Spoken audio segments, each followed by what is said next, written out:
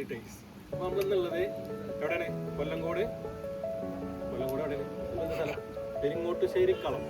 ആ ഒരു സ്ഥലത്താണ് നമ്മളുള്ളത്. ഇന്നത്തെ വീഡിയോ നമ്മൾ കാണാൻ പോകുന്നത് പെരിങ്ങോട്ടുശ്ശേരി കളം, കൊല്ലങ്കോട്. പെരിങ്ങോട്ടുശ്ശേരി കളത്തിന് മുൻപിൽ നിന്നുള്ള ഇൻട്രോയ്ക്ക് ശേഷം നിങ്ങളീ കാണുന്നത് നമ്മളവിടെ വണ്ടിയൊക്കെ നിർത്തി നമ്മൾ നേരെ പെരിങ്ങോട്ടുശ്ശേരി കളം കാണാൻ വേണ്ടി കയറി പോകുന്ന ഒരു കാഴ്ചയാണ്. നമ്മൾ ചെല്ലഞ്ചേട്ടൻ്റെ കടയുടെ സൈഡിലൂടെ ഉള്ള ഈ വഴിയിലൂടെയാണ് ഇങ്ങോട്ട് വന്നത്. നമുക്ക് ചെല്ലഞ്ചേട്ടൻ്റെ കടയിൽ കയറാൻ പറ്റിയില്ല. അവിടെ നിന്ന് വണ്ടി നിർത്താനുള്ള സൗകര്യവും കാര്യങ്ങളൊന്നും ഉണ്ടായിരുന്നില്ല. അതുകൊണ്ട് തന്നെ നമുക്ക് അവിടെ കയറാനോ അത് എക്സ്പ്ലോർ ചെയ്യാനോ പറ്റിയില്ല.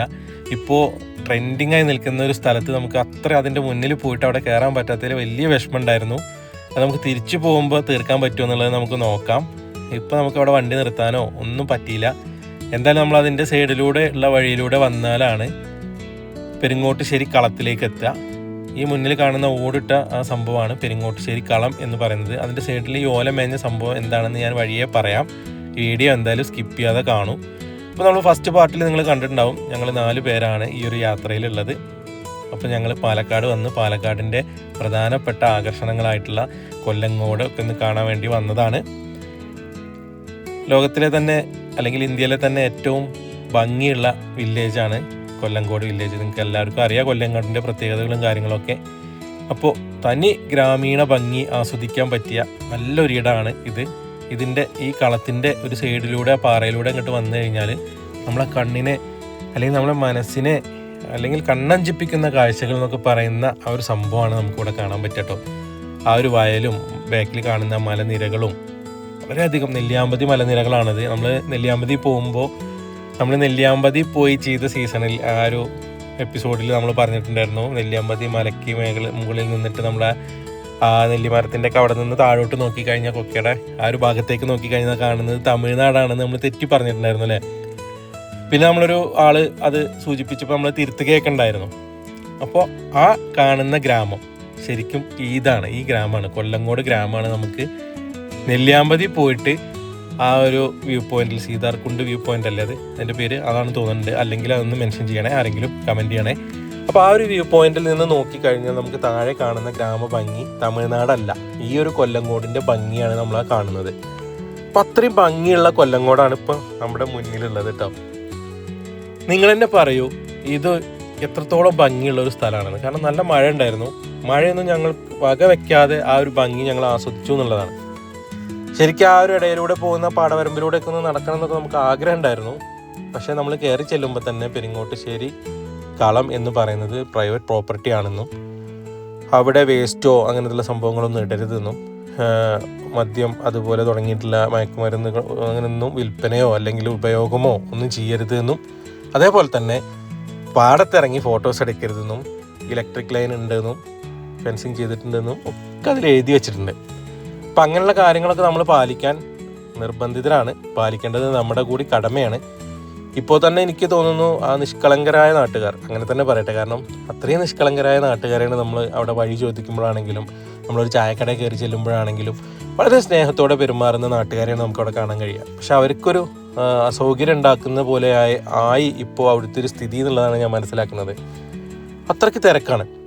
അവിടുത്തെ നാട്ടിലുള്ള ഒരാൾക്ക് അല്ലെങ്കിൽ അവിടുത്തെ ഏതെങ്കിലും ഒരു വീട്ടിലുള്ള ഒരാൾക്കൊന്ന് പുറത്തു പോകണമെങ്കിൽ നമ്മുടെ ഈ ബ്ലോക്ക് കാരണം പറ്റില്ല. നമ്മൾ കാഴ്ചക്കാർ പോയി വണ്ടി തിക്കി തിരക്കി കൊണ്ടുപോയി റോഡ് മുഴുവൻ കേടാണ്. അതേപോലെ തന്നെ ബ്ലോക്കുകളാണ്. സൺഡേ ഒന്നും ഇങ്ങോട്ട് വരാതിരിക്കുകയാണ് നല്ലത്.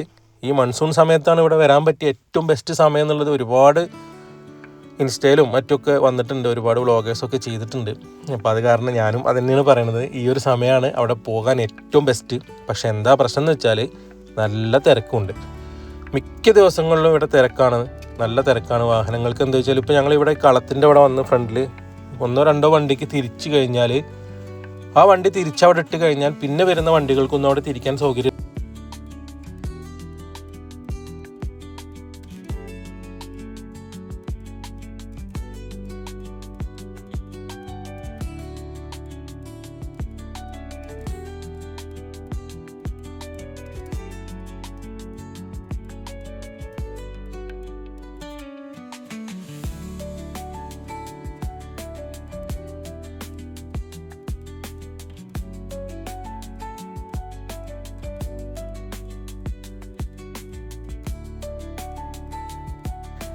പിന്നെ ഈ കളം എന്ന് പറയുന്നത് ഈ പാറയുടെ മുകളിൽ, അതായത് ഇതിന് ഫ്ലോറിങ് ഇല്ല, ചുമര് പടുത്തിട്ട് അതിൽ ഓടിട്ടിട്ട് ആ ഒരു പാറപ്പുറത്ത് തന്നെയാണ് ശരിക്കും. അപ്പോൾ ആ പാറ വെയിലത്തൊക്കെ ആവുന്ന സമയത്ത് നെല്ല് സംഭരിച്ച് വെക്കുമ്പോൾ ആ ഒരു പാറയുടെ ചൂടും കാര്യങ്ങളൊക്കെ അവിടെയും കിട്ടും. ഇവിടെയുണ്ട് കേട്ടോ തെരുവ് നായകൾ ഒരുപാട്. പിന്നെ ആ ഒരു നെല്ലിയാമ്പതി മലനിരകളിൽ നിന്ന് ഒലിച്ചിറങ്ങുന്ന ഒരുപാട് നീർച്ചാലുകൾ, നല്ല പാലൊഴുകുന്ന പോലെ പാലരുവികൾ, വെള്ളച്ചാട്ടങ്ങളൊക്കെ ഒരുപാടുണ്ട്. മലയ്ക്ക് മുകളിൽ നിന്ന് ഇങ്ങനെ നോക്കിക്കഴിഞ്ഞാൽ ഒരുപാടുണ്ട്. ഒരു 3-4 സ്ഥലത്ത് അല്ലെങ്കിൽ 5-6 സ്ഥലത്ത് തന്നെ ഇതുപോലുള്ള സംഭവങ്ങളുണ്ട്. നമ്മളിവിടെ ദൂരെ ആ ഒരു സൈഡിലായിട്ട് കാണുന്നതാണ് സീതാർകുണ്ട് വാട്ടർഫാൾസ് കേട്ടോ. നമുക്ക് അവിടെയും പോകാൻ പറ്റിയില്ല, അത് മറ്റൊരു വിഷമമാണ്. കാരണം അവിടെയും ബ്ലോക്ക് കൂടുതലായിരുന്നു. നമുക്ക് അവിടെയും കൂടിയും പോകാൻ ആഗ്രഹം ഉണ്ടായിരുന്നു. നമ്മൾ അതൊക്കെ പ്ലാൻ ചെയ്താണ് വന്നത്. പക്ഷേ എന്ത് പറ്റിയെന്ന് വെച്ചാൽ നമുക്ക് അവിടെ നിന്നും പോകാൻ പറ്റിയില്ല, ഒരുപാട് പരിമിതികളുണ്ടായിരുന്നു. ഇവിടെയാണ് പണ്ട് കാലത്ത് നെല്ല് സംഭരിക്കുന്നത് അല്ലേ. പക്ഷെ ഇതിൻ്റെ ഒരു പ്രത്യേകത എന്താ പറയുക, ഇത് അടിയിൽ പാറയാണ്. ഫുള്ള് നെല്ല് ഫുള്ള് കൂട്ടിയിടും. മഴക്കാലിലെ മുറം ഐറ്റംസുകളാണ് ഈ കാണുന്നത്. എല്ലാ സെറ്റപ്സുകളും സാധനങ്ങളുണ്ട്. ഈ കാളവട്ടിൽ ഉപയോഗിക്കുന്ന സാധനങ്ങളുണ്ട്. ചിണ്ടാകൊണ്ടൊക്കെ കിട്ടി നിൽക്കില്ലേ, ഞാൻ പെട്ടി. അപ്പോൾ ഫൈസൽ പറഞ്ഞ പോലെ ഇങ്ങനെയാണ് അവിടെ നെല്ലും മറ്റുമൊക്കെ സംഭരിച്ച് വെച്ചിരുന്നത്. അപ്പോൾ അതൊക്കെ കഴിഞ്ഞ് ഞങ്ങൾ സൈഡിലേക്ക് ഇങ്ങനെ ഇറങ്ങിയപ്പോഴാണ് ഇവിടെ ഇങ്ങനൊരു സംഭവം ഉണ്ടെന്ന് ഞങ്ങൾ അറിയുന്നത് കേട്ടോ. ഇവിടെ പേരൊന്നും എഴുതി വെച്ചിട്ടില്ല, ഹോട്ടലാണ്, ഭക്ഷണശാലയാണ്, നാടൻ ഭക്ഷണമെന്നോ അങ്ങനെ ഒന്നും എഴുതി വെച്ചിട്ടില്ല. പക്ഷെ ഞങ്ങളവിടെ 1-2 പേര് ഭക്ഷണം കഴിക്കുന്നത് കണ്ടപ്പോൾ അന്വേഷിച്ചപ്പോൾ ഇവിടെ നല്ല നാടൻ ഊണ് കിട്ടുമെന്ന് പറഞ്ഞു. അങ്ങനെ ആ ഊണ് കഴിച്ചതാണ് നിങ്ങൾ കാണുന്നത് കേട്ടോ. അത് നല്ല കുത്തരി ചോറും അതേപോലെ പപ്പടം, അതേപോലെ അച്ചാറ്, ഉപ്പേരി, അതേപോലെ മത്തൻ്റെ ഒരു സംഭവം, അവിയൽ, അങ്ങനെ തുടങ്ങി മീനടക്കം ഉണ്ടായിരുന്നു കേട്ടോ. നല്ല ഫ്രഷ്, നല്ല വറുത്തെടുത്ത നമ്മുടെ ഡാമിൽ നിന്ന് കിട്ടുന്ന അടിപൊളി മീനുണ്ടായിരുന്നു. ഈ ഊണ് ഞാൻ ഒരിക്കലും മറക്കില്ല കേട്ടോ, കാരണം അത്രയും എനിക്ക് ഇഷ്ടപ്പെട്ടു. ഞാൻ അങ്ങനെ ഒരു ചോറ് ലവറല്ല സത്യം പറഞ്ഞാൽ, ബിരിയാണിയാണ് കൂടുതൽ കഴിക്കാറ്. നിങ്ങൾക്ക് എല്ലാവർക്കും അറിയാം, നമ്മളെ വീഡിയോസിലൊക്കെ കൂടുതലും കണ്ടിട്ടുണ്ടാവുക ബിരിയാണിയും മറ്റു സംഭവങ്ങളായിരിക്കും. പക്ഷേ ഈ ഒരു ഊണ് ഞാൻ എന്നും ഓർത്തിരിക്കും. ആ ഒരു ചേച്ചിയുടെ പെരുമാറ്റവും കാര്യങ്ങളും, അവരുടെ ഒരു സൽക്കാരം, എന്തും എത്ര ചോദിച്ചാലും അവർ തരുന്നുണ്ട് കേട്ടോ. വലിയ റേറ്റും കാര്യങ്ങളൊന്നുമില്ല, നമുക്ക് അഫോർഡബിൾ ആയിട്ടുള്ള റേറ്റും കാര്യങ്ങളും ഉള്ളൂ. മറ്റുള്ള സ്ഥലങ്ങളിൽ നിന്നൊക്കെ കിട്ടുന്ന രീതിയിലുള്ള റേറ്റും കാര്യങ്ങളും തന്നെ എനിക്ക് തോന്നുന്നത് റേറ്റ് കുറവാണ്. കാരണം ഇങ്ങനത്തെ ഒരു സ്ഥലത്ത് നമ്മൾ ശരിക്കും ഫുഡ് കഴിക്കണം 2 മണിയാവാൻ ആയിട്ടുണ്ട് ആ ഒരു സമയം. നല്ല മഴയൊക്കെ ആയതുകൊണ്ട് നമുക്ക് പിന്നെ ഇവിടുന്ന് ഫുഡ് കിട്ടാൻ വേറൊരു മാർഗ്ഗം ഉണ്ടായിരുന്നില്ല. അപ്പോൾ ഇവിടെ വരുമ്പോൾ ഉച്ച സമയത്താണെങ്കിൽ നിങ്ങൾക്ക് ഫുഡിനുള്ള ഏറ്റവും ബെസ്റ്റ് ഓപ്ഷൻ ഇത് തന്നെയാണ്.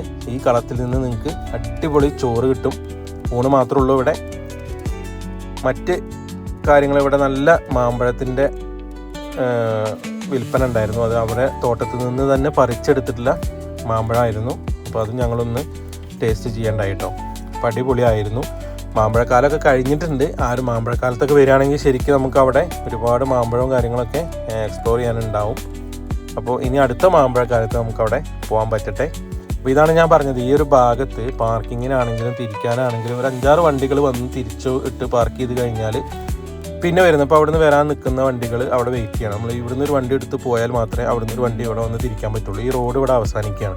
അപ്പോൾ ഇങ്ങനെയുള്ള ചില പ്രശ്നങ്ങളുണ്ട് ഈ ഒരു ഏരിയയിൽ. വേറെ ഒന്നും ചെയ്യാൻ പറ്റില്ല, നമ്മൾ ക്ഷമിച്ച് കുറച്ച് അഡ്ജസ്റ്റ് ചെയ്ത് അങ്ങോട്ടും ഇങ്ങോട്ടും ഒക്കെ പോകാനുള്ള വഴിയൊക്കെ നമ്മൾ സ്വന്തം ഉണ്ടാക്കി പോവുകയും വരികയും ഒക്കെ ചെയ്യാം.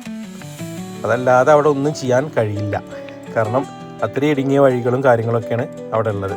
അപ്പോൾ ഞങ്ങൾ അവിടെ നിന്ന് ഇനി അടുത്ത സ്പോട്ടിലേക്കുള്ള യാത്രയിലാണ് കേട്ടോ. അടുത്ത സ്പോട്ട് നമ്മൾ മലമ്പുഴ ഡാം കഴിഞ്ഞ് പോയിട്ടുള്ള കവ ഐലൻഡിലാണ്. അപ്പോൾ നെക്സ്റ്റ് എപ്പിസോഡിൽ നിങ്ങൾ കാത്തിരിക്കണം. കവ ഐലൻഡിൻ്റെ മനോഹരമായ കാഴ്ചകൾ.